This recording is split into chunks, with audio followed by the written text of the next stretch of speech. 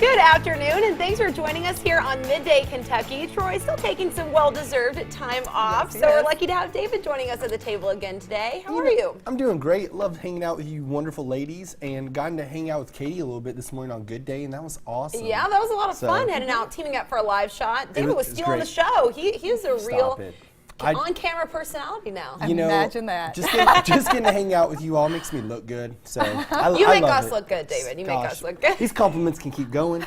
We don't need to stop. Lisa, how are you doing this morning? I saw really good news on Facebook. Doug is now transitioning out of the danger zone, right? Yes, so what's going on? Yes, so Doug is now officially in Qatar, and he's getting ready to fly now over to Germany, and he'll be in Germany for a few weeks, and decompressing, going through all of the exiting strategy for them to come out of a war zone back into regular society. So I'm very excited to get Well, you'll back. keep us posted as he gets into Germany and then comes back here and everything.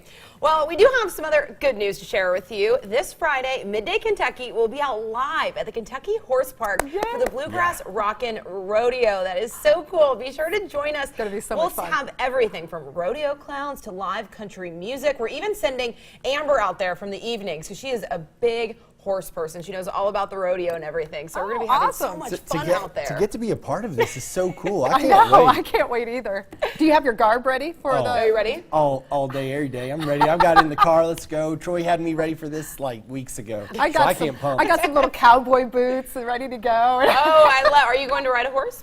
You know what? I don't know. Maybe a bull. If the producer makes it mandatory, I might just hop up on one. I don't know. I'm really excited to see the rodeo clowns. So I'm looking forward to that. So don't forget to join us on Friday for Midday Kentucky. We'll be out there live. Now, David, I wanted to start off the show with a topic I found directly for him. And this was a blog post about habits that you need to kick before you get married, once you're engaged.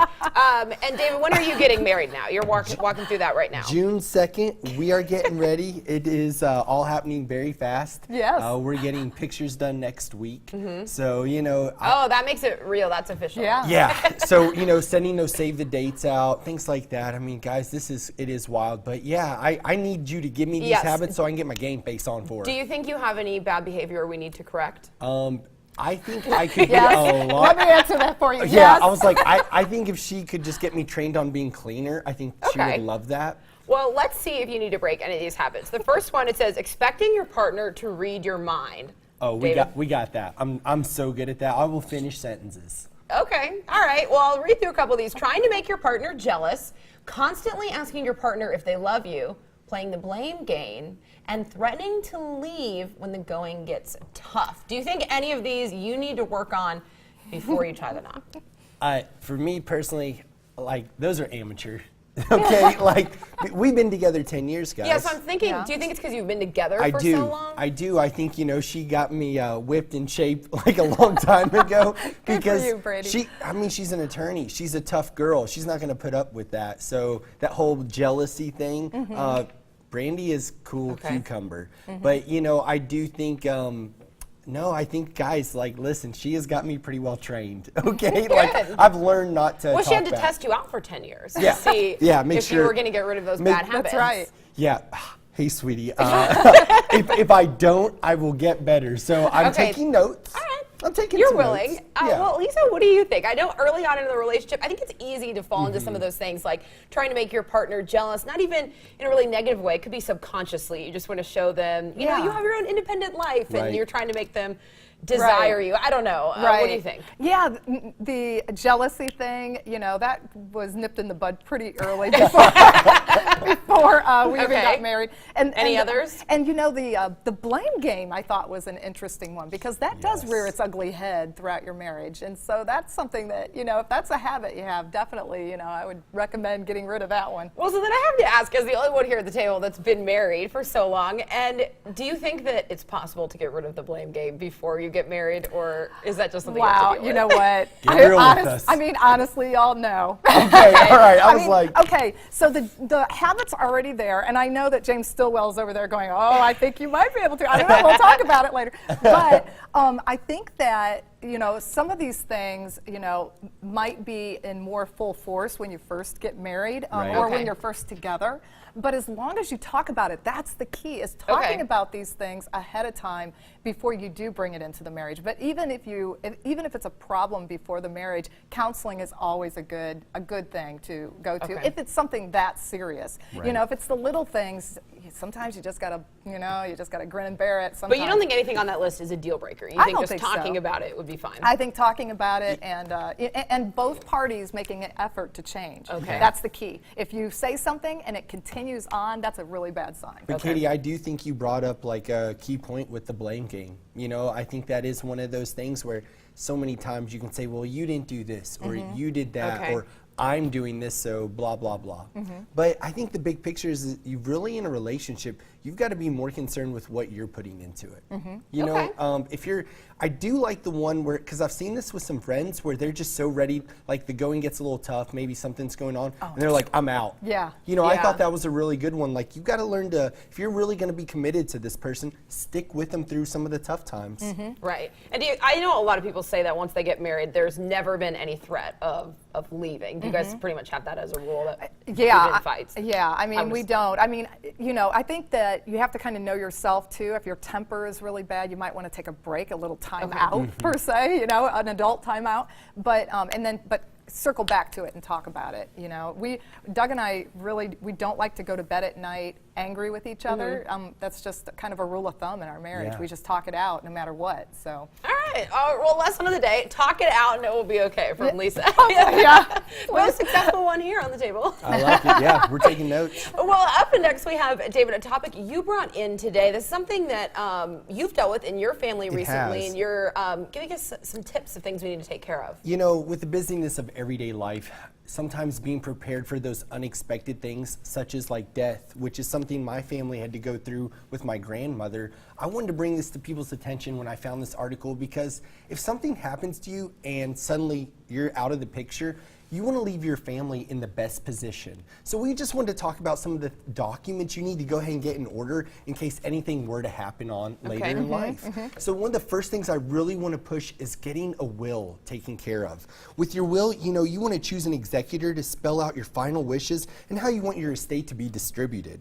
If that doesn't happen, you're basically everything lies in intestate, which basically your assets, they go through probate, and it just becomes very consuming for the family. And it becomes, you know, you see families really get into fights and all types of craziness can break out. And you lose a lot of money with that, you too. do. Yeah. I mean, so there's a financial concern also, but, you know, to see siblings fight over something can also be devastating. It is. So one of the next things I wanted to talk about was making sure that you have your financial power of attorney. So that way you know who's going to be taking care of, you know, whether it's the money, managing the finances, or, you know, just making those decisions on your behalf in case something happens as far as you're in the hospital and you want somebody to have control. Go ahead and put that in place. The next thing I really wanted to push was having a copy of your marriage license ready and accessible. This way it pushes, you know, if you've got assets or you've got different things, your surviving spouse can go ahead and take ownership of these different assets. Again, we're trying to make everything easy, because when you're going through these things, a lot of times it can you've got so much on your plate that you're dealing with. And one of the last things is getting a copy of your federal tax return. So this is great so that, again, when you're having to file, because even after death, you still have to file taxes, and your family will have to take care of that. You're able to go ahead and you won't incur all the different penalties, the liens, and all these little things. So, you know, I did see this type of stuff happening where we had to get these documents with my grandmother, and my family did a great job. We were prepared in a lot of areas, but there were some things that weren't clear. Even like her will. Her will hadn't been updated in about 30 years. So a lot of things had changed in 30 years. Exactly. So I just want to see people going through these things with one less stressor. You know what I mean? Well, you know, I do know what you mean. My mother passed away a few years back, and she had sat down with a financial advisor at some point, evidently, but she had this huge folder, like it was about a couple inches thick, and it was completely, I mean, she had everything taken care of, and we did not know that she had that taken care of. So we were, as kids, we were panicking. We didn't know. Right. You know, we were worried about her going into a nursing home. Are we going to be able to afford this? Blah, blah, blah. So it was really interesting. You know, once she finally brought it to our attention that she had this folder, and once we found it, it was like it took care of everything. Oh. A lot of it, not all of it. Huge relief, though. Even with that, though, there's still things, like you said, there's still little things that kind of rear their ugly heads also that you have to kind of take care of, and it just makes that time a little bit easier when they do finally pass. It just makes it a little bit easier to get through it when they have all of their estate in order. Okay. Well, is that something that you're recommending people do, you know, at any age? Is that something, like, do you already have that in order? Yes. I think it is. And, you know, we actually have, it's Wealth Wednesday, we have a financial planner that does these things. So it's getting with a financial advisor to help walk you through. I think you brought up a great point, Katie.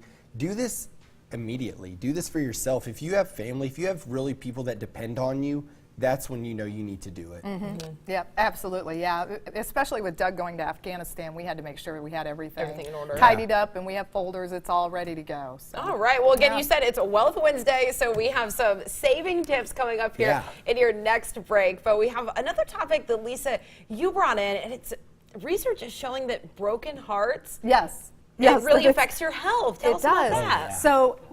So research is showing that a broken heart can do as much damage to the heart as an actual heart attack. It's called broken heart syndrome. Mm-hmm. And I thought this was really interesting because you hear, at least I've heard of elderly people in particular, where the spouse dies, and then definitely within the next year, they die. And what they said was at least 3,000 adults in the UK, this study was done in the UK, but 3,000 adults in the UK suffer from broken heart syndrome. They also, it was discovered by a Japanese scientist, and so it's called Takasibo. But what they said was that the number could even be higher than that. And they said that it actually damages your heart. And they thought earlier, when they first discovered this, they thought that the heart could repair itself, and that, you know, when you have, you know, when you're sad, and it's usually bereavement that causes broken heart syndrome. But they said that they thought that it would repair itself. But what they found through the study, they followed 37 patients over a 2-year period, and they did regular MRIs and with these patients. And what they found was that the heart never did repair, that it did permanent damage to the heart. And so they said that this should be treated as if the patient had had a heart attack, and that the medications need to be put in place and all of that. I just thought that was fascinating. Wow. What do so is this something that if you have a relative or a grandparent that's lost, maybe your grandma and grandpa has passed away, should you be encouraging grandma or the spouse still alive to go seek treatment or scanning? Maybe go is check that with what their maybe cardiologist? they're saying? Yes, at least bring it up to the doctor and let the doctor determine, you know, at that point what would need to be done as far as testing and everything. But yeah, it's definitely something more preventative. That You really discovered. do see that, though, with, you know, especially when couples. I had a lady in the clinic yesterday, 56 years, husband passed on Saturday. And it was just, you know, to me it was heartbreaking. She had seen him suffer, so she was ready to see him not have to go through that suffering anymore. But you know, they say they're attached at the hip at that point, so I could see it. Well, good information there, Lisa. Just something to be aware of so you can prevent that from affecting your family. We appreciate it. Well, before we head to break, I have to let you know, of course, it is Wednesday, so I'm doing my weekly giveaway to Stephen Lawrence. I'm loving my wardrobe from them, Upscale Consignment Shop, and today they're giving our viewers a $100 gift card. This is what you have to do. Go over to our Midday Kentucky Facebook page. Here in the break, I'm going to post a picture. Just like and share the photo, and that's all you have to do to be entered to win $100 gift card to Stephen Lawrence. But stay with us. After the break, we have JT Davis Asset Management in next for Wealth Wednesday.